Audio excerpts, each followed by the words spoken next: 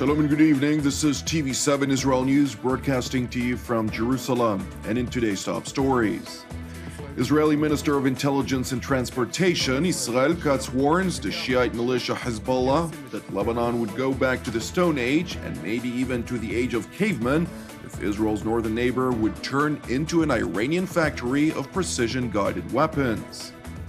U.S. President Donald Trump's special representative for international negotiations, Jason Greenblatt, accuses the Islamic Republic of Iran of spending almost $1 billion a year in sponsoring terrorism in Lebanon, Israel, the West Bank, and Gaza Strip. The Israeli government unanimously approves the retroactive recognition of the West Bank outpost of Chavat Gilad, in what Prime Minister Benjamin Netanyahu declares was a response to the deadly drive-by shooting claimed the life of Jewish Rabbi Raziel Shevach some 3 weeks ago.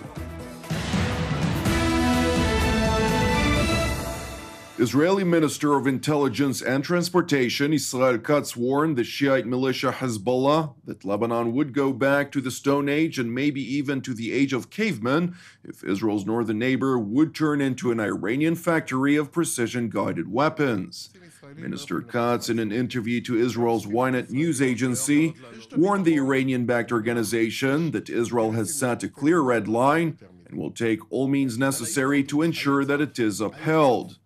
The Israeli intelligence minister further asserted that Israel has worked to prevent a similar reality from taking place in Syria through Iranian weapon smuggling and will not allow the Islamic Republic to construct factories of precision-guided missiles or for the conversion of oiled missiles on Lebanese soil.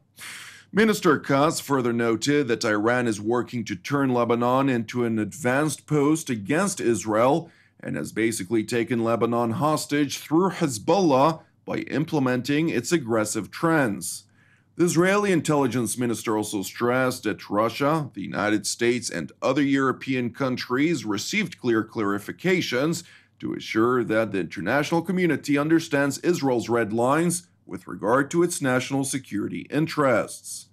Meanwhile, Israeli Prime Minister Benjamin Netanyahu declared that Israel's position in the Middle East has forced it into becoming a key factor in blocking the spread of radical Islam, which is led by the Sunni Muslim Islamic State and the Shiite Muslim Islamic Republic of Iran. During the Israeli government's weekly cabinet meeting, Netanyahu further asserted that Israel's role in combating the threat of radical Islam does not only serve the security interests of the Jewish state, but also takes into account the security of other nations around the world that face those same challenges. בהיותנו כאן, אנחנו מהווים את הגורם המרכזי במזרח התיכון, שבולם את ההתפשטות של האסלאם הרדיקלי בראשות איראן ודאעש, ואלה מאיימים גם על כל הגורמים האחרים בעולם. אין פנינו למלחמה, אבל נעשה את כל הנדרש, אני מדגיש את כל הנדרש, כדי להגן על עצמנו. U.S. President Donald Trump's special representative for international negotiations, Jason Greenblatt, accused the Islamic Republic of Iran of spending almost $1 billion a year in sponsoring terrorism in Lebanon, Israel, the West Bank, and Gaza. In a statement the American envoy made on his Twitter account, Greenblatt warned that this blood money only increases violence and does nothing to help the Palestinian people. Trump's Middle East envoy also condemned in a statement the Islamist Hamas organization over the dire humanitarian crisis in the Gaza Strip. In a Twitter post on the matter, the American envoy stressed that Hamas should be improving the lives of those it purports to govern, but instead chooses to increase violence and cause misery for the civilian population of Gaza. Envoy Greenblatt further noted, imagine what the people of Gaza could do with the $100 million that Iran gives Hamas annually, that Hamas uses for weapons and tunnels to attack Israel. Meanwhile, Israeli officials believe that Hamas has been making the crisis in Gaza worse intentionally, so that Israel would pressure Palestinian President Mahmoud Abbas to pay the salaries of public officials in the Hamas-run territory. Israeli security officials voiced concern to TV7 regarding Hamas's policy, which they warned is liable to spiral out of control as a result of the deteriorating situation across the Palestinian enclave. Among the main challenges Gaza faces, the unemployment rate among young people living in the Hamas-run territory has reached 60%, and about 90% of the water sources in Gaza are not drinkable. Now to a related matter, Jordan's King Abdullah declared the United States as a key component of any peace process or solution to the decades-old conflict between Israel and the Palestinians. In an interview the Hashemite monarch gave to the American network CNN, King Abdullah stressed that while U.S. President Donald Trump's recognition of Jerusalem as Israel's capital has caused damage to the peace process, because it led the Palestinians to feel that the administration in Washington is not an honest broker. Nevertheless, he emphasized that all the parties involved must give the Americans the benefit of the doubt and work together to make sure that the Americans, Israelis, and the Palestinians come together. King Abdullah also took the opportunity to urge both Israel and the Palestinians to seize the opportunity for peace, warning that at this stage no alternatives are being considered to U.S.-brokered peace talks. Now back to Jerusalem, where the Israeli government unanimously approved the retroactive recognition of the West Bank outpost of Chavat Gilad in what Prime Minister Benjamin Netanyahu declared was a response to the deadly drive-by shooting that claimed the life of Jewish Rabbi Raziel Shevach some 3 weeks ago. מי שחשב שעל ידי הרצח המתועב של תושב חוות גלעד, אב לשישה, שהוא ישבור את רוחנו, ירפא את ידינו, טעה טעות מרה. הממשלה תסדיר היום את המעמד של חוות גלעד כדי לאפשר המשך של חיים סדירים במקום. מול המרצחים, מיצוי הדין, מול מקדשי המוות, אנחנו מקדשים את החיים. זוהי תמצית המדיניות של הממשלה. The Israeli leader further vowed that Israel's security forces will continue to operate until Rabbi Shevach's murderers and their collaborators will be brought to justice.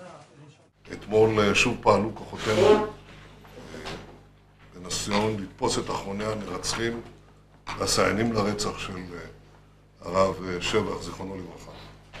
ואנחנו לא נשקוט עד שנביאם לדין. אנחנו גם נביא את כולם לדין. The government's decision was passed by means of an executive vote, the first stage of a long and complex process to legalize the West Bank outpost. It is important to note, however, that an executive vote is mostly declarative in nature, which in effect announces the government's intention to legalize the outpost, but without detailing the manner in which it will be done.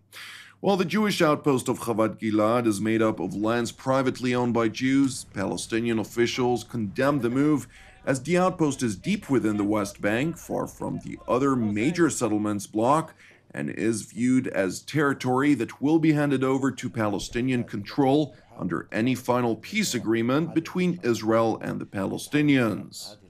حكومة الاحتلال التي تحاول التساوق مع هذه المواقف المعادية لحقوق شعبنا الفلسطيني هي تحاول شرعنة هذه المستوطنة اليوم لتستكمل الاستيطان الاستعماري الذي تعتقد أنه سيحول دون إقامة دولة فلسطينية مستقلة وعاصمة القدس. Thank you for watching us. You can also watch us at tv7israelnews.com or tv7.fi. For any comments, please send your emails to israelnews@tv7.fi. For more updates from Israel and the region, please join our Facebook page at TV7 Israel News. Praying for the peace of Israel and the peace of Jerusalem. Jonathan Hassan, Erev Tov and Shavua Tov. We will see you again tomorrow at the same time.